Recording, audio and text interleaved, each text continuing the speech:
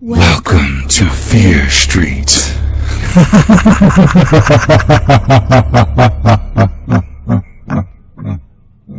Good evening, boys and ghouls. I'm your host, Jacula.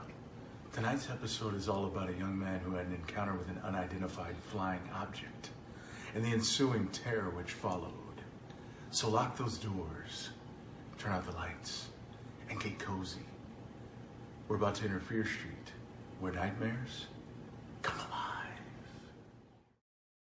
Sometimes I question, did this really happen? Am I making it all up? I often wish that were the case.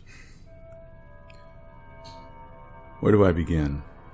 I guess it all started on the evening of January 1st of 2010. Me and a friend were leaving the gym and headed to my place when I noticed an orange light in the sky. Since I was looking through the windshield, I thought it must be a glare from something, but as we were moving, it seemed to be staying in the same place. I rolled my window down and stuck my head out, and sure enough, there it was, an orb-like orange light standing still in the sky.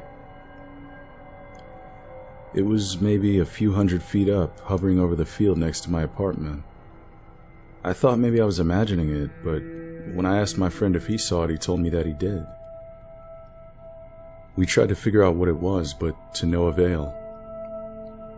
When we pulled up in my driveway, I jumped out of the car and booked it for my apartment, and this was before smartphones. So I grabbed my Fujifilm camera and ran out to the field where this thing was. I turned on the camera, aimed it, and snapped a picture as fast as I could, but in the split second between the flash and the picture actually being taken, this thing took off vertically at a speed so high that it literally vanished into the night sky. It was like whatever it was, it didn't want to be photographed. Look, I know this sounds crazy. I mean, I didn't even believe it myself until my friend validated everything that had just happened. I wish I could say that's all that happened, but unfortunately it wasn't. Several days later, I had gone to sleep and was awakened by a feeling that someone was in my apartment. It's hard to explain, but I could just feel it.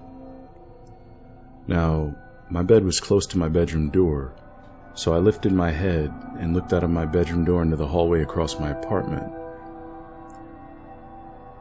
I saw two of what I can only describe as gray aliens peek their heads around the corner.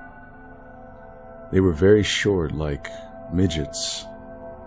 I was in shock. I couldn't believe my eyes. I rubbed them and looked again, and they reluctantly poked their heads out again. They seemed cautious, almost like they were scared of me. I picked up some things from next to my bed, and I honestly don't even remember what they were, but I threw them at them while screaming, "Leave me alone." They didn't poke their heads out again. I laid back down and eventually fell asleep. Although that was creepy as hell, it wasn't so bad. It was a few weeks later that things took a turn for the worse. I'd gone to sleep, and the next thing I remember, I was on some sort of flying craft. This thing was huge, like a city.